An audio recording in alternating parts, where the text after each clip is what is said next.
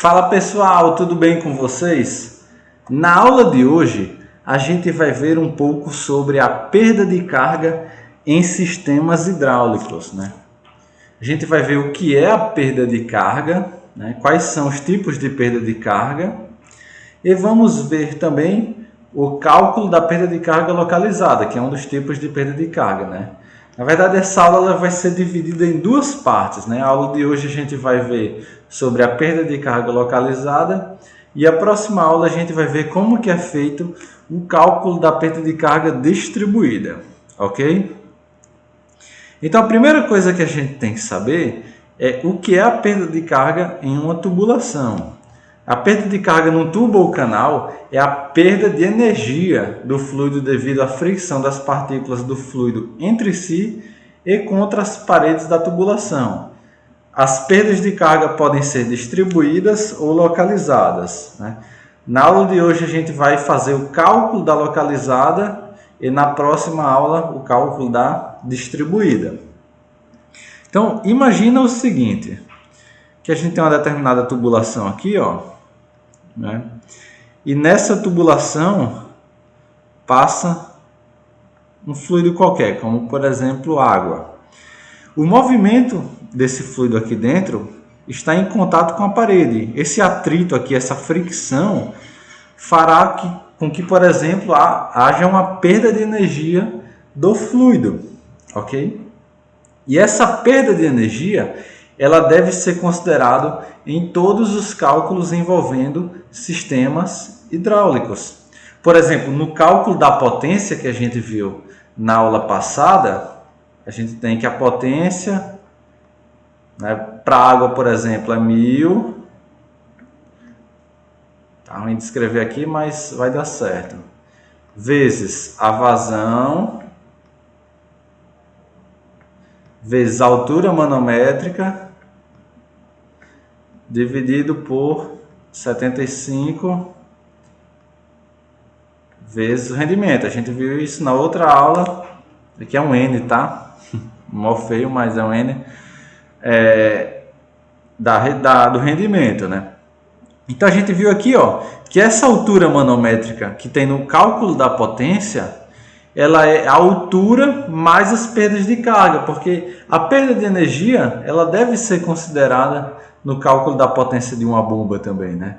Porque, por exemplo, se eu precisar elevar um fluido 10 metros em linha reta, não vai ser a mesma coisa do que elevar o fluido nesse caminho, ok? Porque aqui eu vou ter mais perda de energia devido a essas curvas. Então, nesse caso, por eu ter mais perdas de energia, eu vou aumentar também a altura manométrica, como se fosse a altura mais as perdas de energia. Então, por isso que eu preciso conhecer como calcular a perda de carga, porque o cálculo da perda de carga, ela também é importante para o cálculo da potência e para diversas outras fórmulas que envolvem os sistemas hidráulicos. Beleza? Então, a perda de carga, ela é distribuída ou localizada. A perda de carga distribuída, né? A parede dos dutos retilíneos causa uma perda de pressão distribuída ao longo do comprimento do tubo, fazendo com que a pressão vá diminuindo gradativamente ao longo do comprimento. Olha só, como o próprio nome já fala, distribuída, ela vai ser feita ao longo do tubo, ou seja, ela vai diminuindo um pouquinho a cada ponto que ele vai passando dessa tubulação. Já a perda de carga localizada é feita em pontos específicos. Por exemplo, eu tenho uma curva, aqui eu vou ter uma perda localizada, que vai ser uma perda desse único ponto. Se eu tenho aqui outra curva, aqui eu vou ter outra perda de carga localizada. Se eu tenho uma válvula, se eu tenho qualquer coisa que vai impedir o fluxo do fluido em um determinado ponto, eu vou ter uma perda de carga localizada. Então, no final das contas, a perda de carga eu vou ter que considerar distribuída, ou seja, por exemplo, aqui, ó, aqui eu vou ter uma perda de carga distribuída daqui para cá, uma localizada aqui, uma distribuída, uma localizada e a distribuída.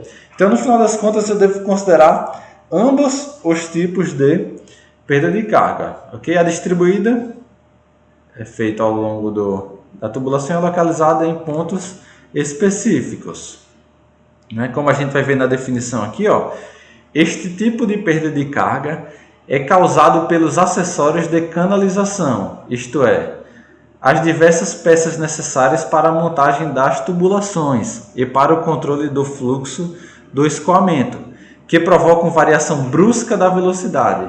O escoamento sofre perturbações bruscas em pontos de instalação, tais como em válvulas, curvas, reduções e etc. Né? Qualquer curva, válvula que você tenha no sistema, a gente vai ter uma perda de carga localizada. Por fim, o cálculo da perda de carga total, né, vou chamar aqui de HT, por exemplo, ele vai ser a perda de carga distribuída, indicada pela letra D, e pela localizada, indicada pela letra L. Okay? Esse H ele vem do inglês, de head, a gente acaba adotando aqui também, né? Mas a letra tanto faz, o importante é vocês saberem como que é o cálculo da perda de carga. Beleza? Então, na aula de hoje a gente vai aprender a fazer a localizada, que vai ser nesses pontos específicos, e na próxima aula a gente vai aprender a fazer a distribuída. E, consequentemente, a gente já sabe a perda de carga total do sistema. Ok? Então, a fórmula mais utilizada para o cálculo da perda de carga vai ser esse Kv² sobre 2. Né? Então vamos lá. O escoamento em tubulação pode exigir a passagem do fluido através de uma variedade de acessórios, curvas ou mudanças súbitas de área. Dependendo do dispositivo, as perdas de cargas localizadas tradicionalmente são calculadas através dessa equação. Esse K ele vai ser um coeficiente de perda. Ou seja, o que é isso? Vai ser um valor dado para cada ponto localizado. Por exemplo, se eu tenho uma curva de 45 graus, esse K vale tanto. Se eu tenho uma curva de 90 graus, uma curva mais brusca, eu vou ter outro valor de K. E esses valores de K, eles são tabelados, ok? Então, né, existem dados experimentais em abundância para as perdas localizadas. Se vocês pesquisarem na internet, vão conseguir achar diversas tabelas para diversas situações de coeficiente de perda, né, localizada. E eles estão espalhados em diversas fontes bibliográficas. Né? Então, fontes diferentes podem fornecer valores diferentes para a mesma configuração de escoamento. Então, uma pessoa, sei lá, fez um experimento, que uma determinada curva teria um K igual a 1,4, o outro pode dar 1,5, mas eles são sempre valores próximos, ok? Então vou dar alguns exemplos aqui, ó. Então são algumas tabelas que vocês conseguem encontrar na internet e em alguns livros, né? E ele vai ter sempre o valor do K dados nessas tabelas. Ou para outra aqui, ó, por exemplo, quando a gente tem uma redução da área, a gente tem uma pequena perda de carga naquele ponto, né? Tem aqui uma outra tabela, né? Se eu tenho uma determinada válvula de pé e crivo, vai ter um K igual a 10. Se eu tenho uma curva de 45 graus, o K vale 0,2. Okay? Então, esse valor de K, ele vai depender do que eu tiver na tubulação. Okay? E aí eu substituo o valor do K aqui e encontro o valor dessa perda de carga. Eu vou fazer um exemplozinho aqui que talvez fique um pouco mais claro.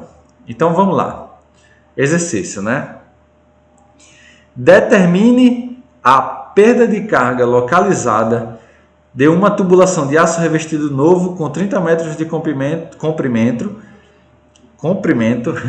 e 40 centímetros de diâmetro. Esses dados aqui eu deixei porque quando eu for fazer a distribuída eu vou precisar dele, tá? Mas por enquanto ele não vai servir muito.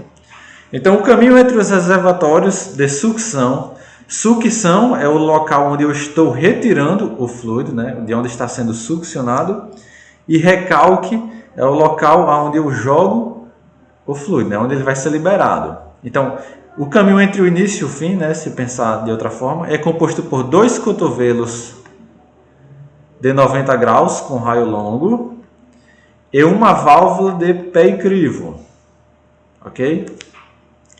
Vai ter uma outra aula aqui no YouTube em que eu vou mostrar todos os tipos de válvulas, né, qual que é a sua função, ou alguns componentes que são importantes nas bombas, tá? Mas por enquanto a gente vai meio que aprender a utilizar nas tabelas aqui. Então, considere que a instalação está levando água a uma velocidade média de 1,5 metros por segundo. Então, eu vou ter esses 3 pontos aqui, né, que são 2 cotovelos, dá 2 pontos, mais a válvula, eu vou ter 3 perdas de cargas localizadas. O resto da perda de carga, que é esse entre os 30 metros de comprimento, ele vai servir para a perda de carga distribuída. Beleza? Então, só nas curvas e nas válvulas e coisas do tipo que eu vou ter as perdas de cargas localizadas.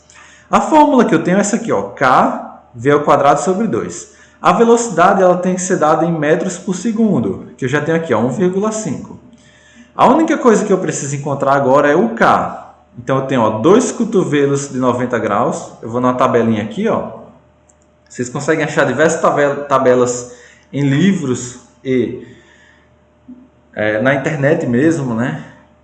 Então, eu vou utilizar aqui essa tabela aqui, que aqui, ó, 2 cotovelos de 90 graus com raio longo. Então, cada cotovelo eu tenho um K de 0,6. Se eu tenho 2, eu posso simplesmente somar os Ks de todas as perdas de cargas localizadas. Então, se eu tenho um que é 0,6, 2 vai dar 1,2. Eu vou colocar aqui, ó, 2 vezes esse 0,6. E eu tenho também, ó, uma válvula de pé e crivo, que vale 10. Então, 2 vezes 0,6 dá 1,2, mais o 10 vai dar 11,2, que vai ser o valor do K. Eu vou trocar aqui o K pelo 11,2, né? Só repetindo aqui para ficar claro, eu tenho 2 vezes o 0,6, 1,2, mais o 10 da válvula de pé e crivo, 10 mais 1,2, 11,2. Troquei aqui, ó. A velocidade, que vale 1,5, substituir aqui também, dividido por 2. Então, a única coisa que eu tenho que fazer aqui, ó, é fazer na calculadora aqui agora ou no papel mesmo. 11,2 vezes 1,5 ao quadrado sobre 2. Isso vai dar aproximadamente 12,6 metros, que vai ser a unidade dada para essa perda de carga localizada. Então, observem o seguinte, né? Em uma condição ideal, né, esse sistema hidráulico ele precisaria levar o fluido por 30 metros de comprimento. Mas, na verdade, né, se eu considerar as perdas de carga, seria como se, em termos de energia, eu precisasse, na verdade, levar 42,6 metros em um sistema ideal, né? Então, quando eu for utilizar aquela fórmula da potência, por exemplo, onde eu considero a altura manométrica, eu considero tanto o comprimento da tubulação mais as perdas de carga. Então, nesse caso aqui é pelo menos 42,6 metros em que a tubulação teria um sistema ideal, ok? Que assim, no sistema real, né, seria 30 metros, mas seria no sistema perfeito ali, para os cálculos eu colocaria 30 metros. Mas como o sistema real, ele tem perdas de cargas, né, ele tem um atrito, ele acaba perdendo um pouco de energia, eu preciso fazer essa correção e considerar também as perdas de carga. Então eu somo mais esses 12,6. Ok? Então esse aqui seria o cálculo da perda localizada, bem simples. Só utilizar as tabelas e essa fórmula aqui. Na próxima aula a gente vai ver a perda de carga distribuída. E essa é um pouco mais complexa, mas vamos ver na próxima aula, ok? Muito obrigado a todos e por hoje é só.